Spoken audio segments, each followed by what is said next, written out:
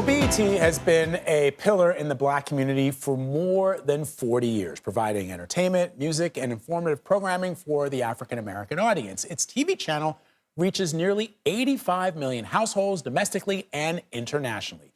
BET is a subsidiary of Viacom CBS, and CEO Scott Mills is joining us now with more on the network's brand and the latest initiatives BET is planning. Scott, it's great to see you. Great seeing you. Thanks so much for having me. So let's talk about BET and its legacy. It's been around for 40 years. But what is the network doing now to stay relevant in this, this fractured media environment that we are all in right now, where the competition for eyeballs is greater than it's ever been? Absolutely. The exciting thing about BET is, unlike most brands that started in the cable space, that the BET brand is extensible across the media ecosystem. And what we've discovered and what we've built BET to do is to allow it to thrive anywhere there's an intersection of content, community, and culture. So whereas we started in the cable space, we created a live events business several years ago that's absolutely flourishing. We then went on and we launched in 2019 BET Plus, our streaming service, and that quickly grew to several million subscribers and is the largest streaming service targeting the Black community. And then last year, we created BET Studios, recognizing, to your point, as the industry, as the media landscape fragments, it represented an opportunity for us to ensure that BET content and BET branded offerings exist across the entire ecosystem. And the amazing thing is that what we're seeing is all of these undertakings that we've initiated are resonating, and it really reflects this unique capability of the BET brand to really thrive in so many spaces that are relevant to our community. Yeah, the brand and the topics has really evolved over the last 40 years. It started out just playing music videos, right? And then the community started asking for more. 106 and BET, started giving more. The BET Awards show, comedy shows, now dramas, documentaries. Here at CBS News, we worked on a special with BET to talk about the impact of the pandemic, vaccine hesitancy. As the Black community has sort of asked for more of BET, the brand has expanded to, and these are, as you talked about, interesting times, not just because of the competition for eyeballs, but because what we're living through. Black Lives Matter, the pandemic, all that sort of stuff. And so I guess my next question to you is, beyond what we see on TV, and I hope we haven't lost you, what are some of the other initiatives that BET is doing, working beyond on television to sort of reach the Black community? Absolutely. And I think what's lovely about what you shared is that our view at BET is that we live and we exist to service the Black community. We exist in service of the Black community. And we focus on all of the ways that BET can be of service to our community. The way our marketing people describe it is the different need states that exist in our community. We spend an extraordinary amount of time engaging our audience, leaders in the Black community, social impact organizations, the entire array of the creative community, to make sure that we understand what's important to our community. And you saw in 2020, as you referenced, the work that we did with CBS around the pandemic and its unique impact on the Black community. We worked with a number of our partners and raised over nearly $20 million specifically to assist Black Americans impacted by COVID. We launched later that year an initiative called Content for Change, which I'm extraordinarily excited about, where we focused at BET on this idea that so much of the racial violence that's happening in this country is anchored in the fact that there's such persistent racist narratives and beliefs that are foisted upon everyone in this country. And we have this idea that what if we very specifically identified specific narrative techniques and depictions and devices that could actively counter-program the racist narratives and beliefs that actively exist in the space. And we went and we shared this idea with Viacom CBS. Our parent company liked it so much, they said, we're going to adopt this as a company-wide initiative.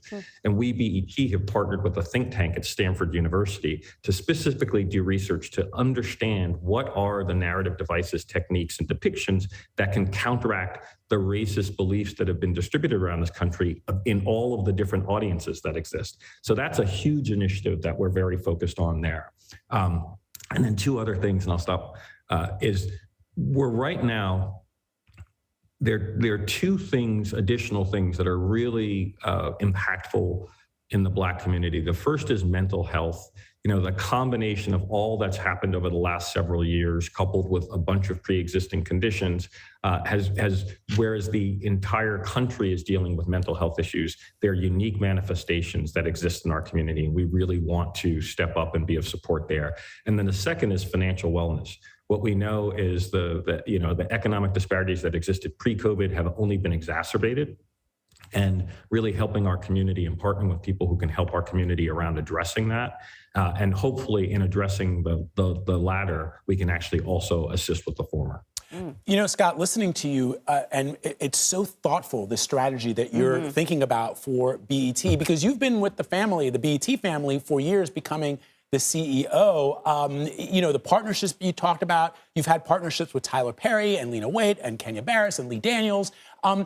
What has changed? Do you remember what it was like when you started at BET, what the perception of BET was across the media landscape? Because it has evolved. BET took some heat for a while. For a little while, right? I'm Canadian, so I'm north of the border watching BET and wishing that we would have something like that in Canada. And then after a while, the videos started to take some criticism. And that's why I think what's so interesting about this brand is they were like, we hear you. Yes, let's give you something else, and I appreciate that. There's absolutely been an evolution in the brand, in our strategies, and the focus.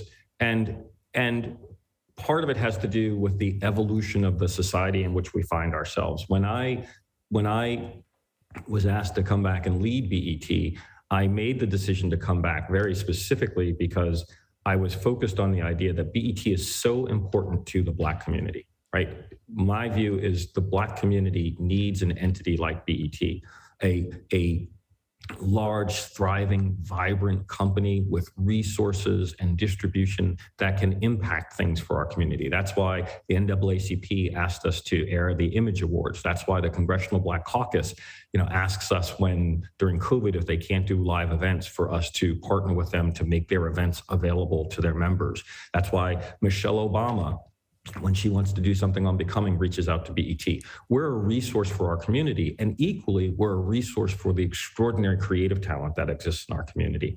And it's such an important role. If there weren't a BET, there's no other company to play the role that we play.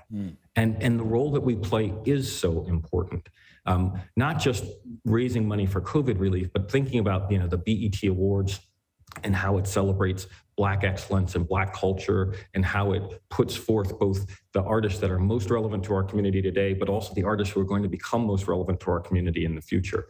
And so our focus is that BET is so important to our community, and we have to manage it in a way that is not just going to thrive today, but it will be successful 10 years from now, 20 years from now.